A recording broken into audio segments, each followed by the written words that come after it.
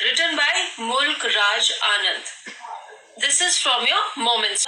जैसे कि टाइटल से ही हमें पता चल रहा है, एक लॉस्ट चाइल्ड की कहानी है। ये एक बच्चा जो कि फेयर में अपने पेरेंट्स के साथ जाता है, वहां पर वो गुम हो जाता है।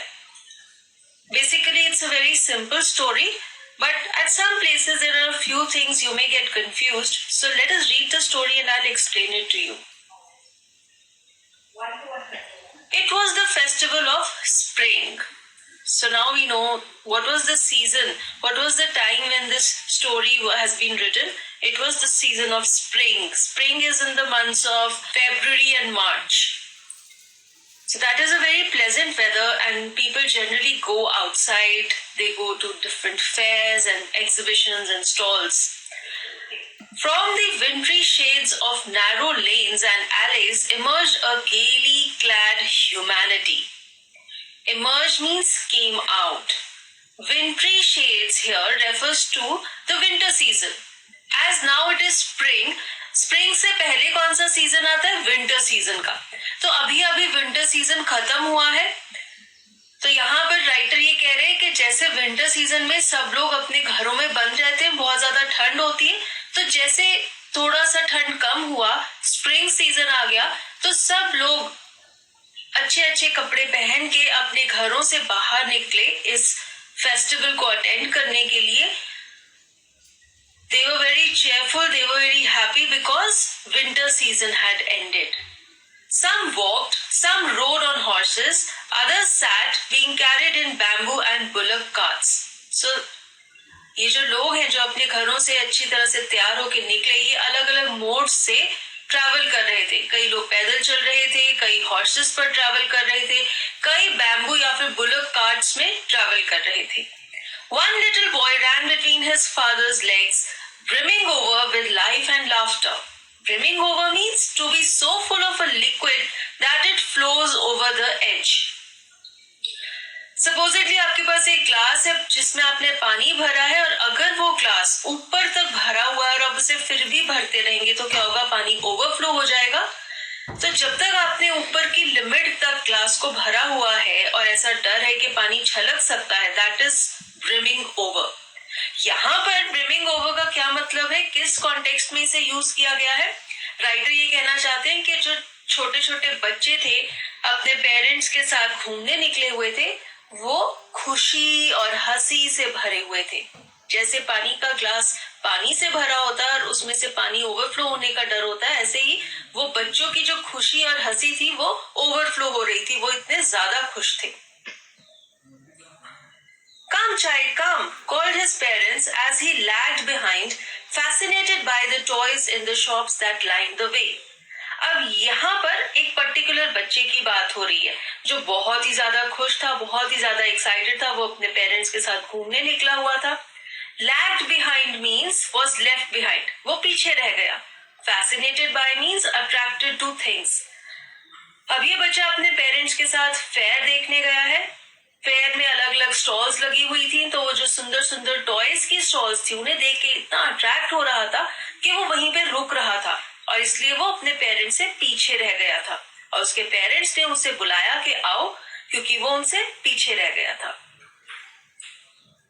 He hurried towards his parents, his feet obedient to their call, his eyes still lingering on the receding toys. Lingering means lasting for a long time, काफी देर तक एक ही जगह पर देखते रहना। Receding means left behind as he walked ahead. अब ये जो बच्चा है उसके जो पैर हैं वो तो उसके पेरेंट्स का ऑर्डर मान रहे थे और वो उनकी तरफ चल के जा रहे थे, लेकिन इसकी जो आंखें हैं वो उन खिलौनों पर ही टिकी हुई थी जो कि पीछे रह गए थे। और ये बच्चा है जो चल के आगे जा रहा था लेकिन देख पीछे खिलौनों की तरफ रहा था, जैसे कि आप यहाँ भी देख सकते हैं। वो चल आगे की तरफ रहा है लेकिन देख पीछे टॉयज की तरफ रहा है। As he came to where they had stopped to wait for him, he could not suppress the desire of his heart, even though he well knew the old cold stare of refusal in their eyes.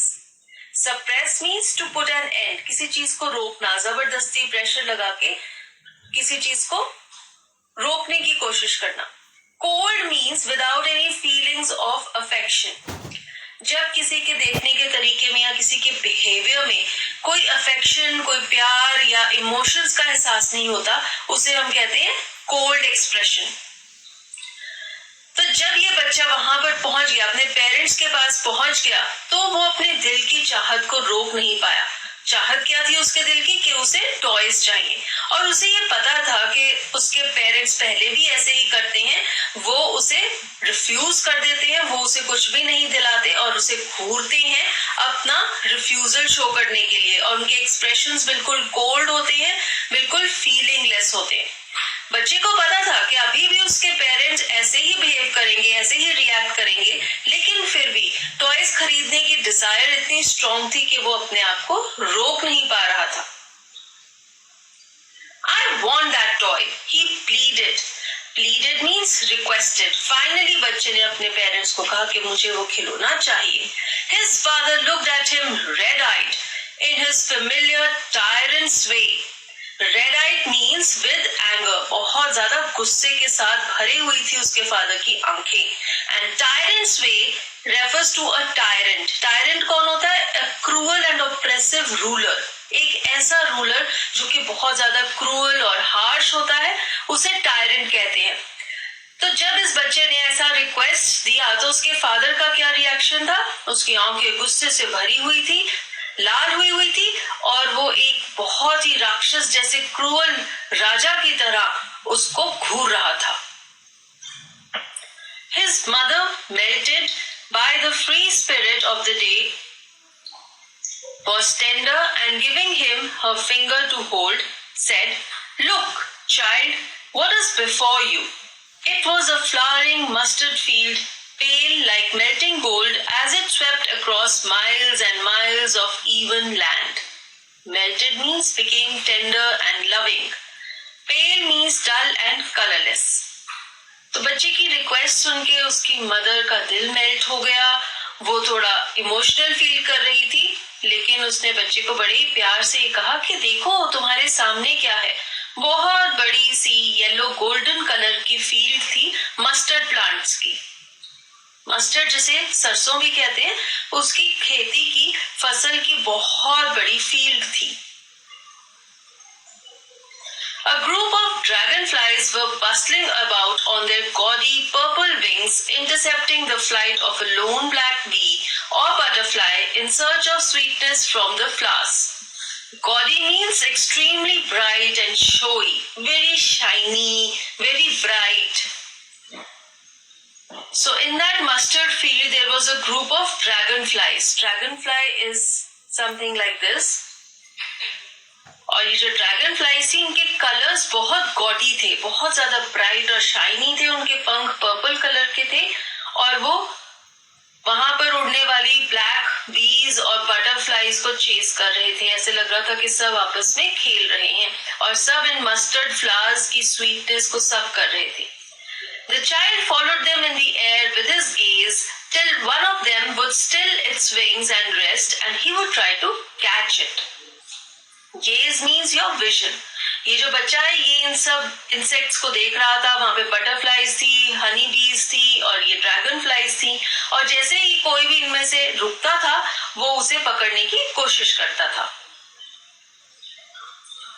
But it would go fluttering, flapping up into the air when he had almost caught it in his hands. Then his mother gave a cautionary call. Come, child, come. Come on the footpath. जैसे ही वो बच्चा इनको पकड़ने की कोशिश करता था, ये अपने विंग्स को फ्लैप करके वहां से उड़ जाते थे।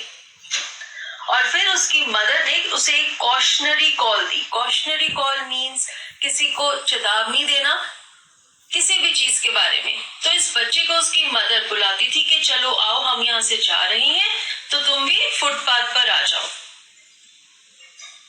He ran towards his parents gaily and walked abreast of them for a while, being however soon left behind, attracted by the little insects and worms along the footpath that were teeming out from their hiding places to enjoy the sunshine. Abreast means side by side and facing the same way. इकट्ठे चलना एक ही direction में। Teeming out means to pour or empty out. कहीं से बहुत सारी quantity में अगर कोई चीज बाहर निकल रही है तो यहाँ पर कौन टीमिंग आउट कर रहा था? ढेर सारे इंसेक्ट्स और वॉर्म्स जो कि जमीन में से बाहर निकल के फुटपाथ पर आ रहे थे।